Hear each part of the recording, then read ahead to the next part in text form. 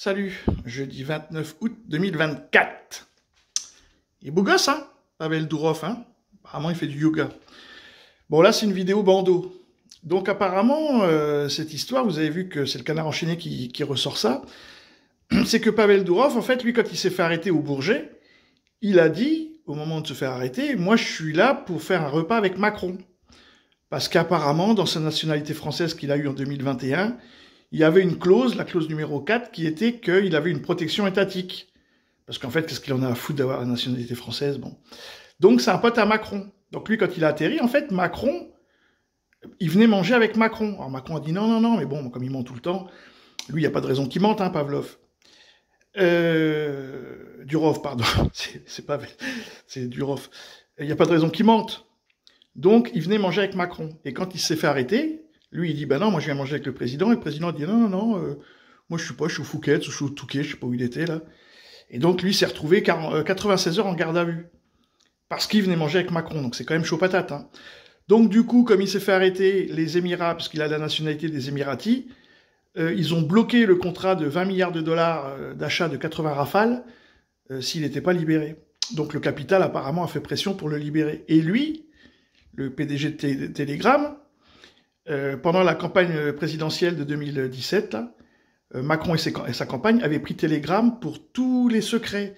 Donc, dans les réseaux Telegram, lui, s'il veut, il a tous les secrets de la Macronie. C'est une histoire sans fin, hein, ça va, à mon avis, il va rendre sa nationalité française. Il n'y a pas de raison. Donc, du coup, hein, comme c'est écrit, le PDG de Telegram, Pavel Dourov, a été mis en examen et placé sous contrôle judiciaire avec interdiction de quitter la France. Comme si on pouvait interdire à un milliardaire de quitter la France. Et alors, pourquoi, voilà, le PDG de Telegram, Pavel Dourov, visé par une enquête préliminaire pour violence, avec un S, sur un de ses enfants scolarisés à Paris. C'est quand même très bizarre, hein, cette histoire. Donc, en tout cas, c'est un pote de Macron que Macron a fait arrêter en France, et à mon avis, on n'a pas fini d'entendre parler.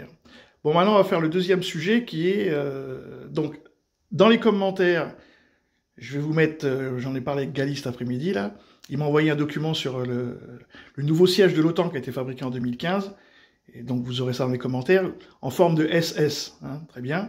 Et puis, moi, j'ai envoyé un document qui est un bâtiment de la Navy Coronado en Californie en forme de svastika. Hein, voilà. Maintenant, c'est pour le deuxième sujet que je vous dis ça, parce que on va à la synagogue.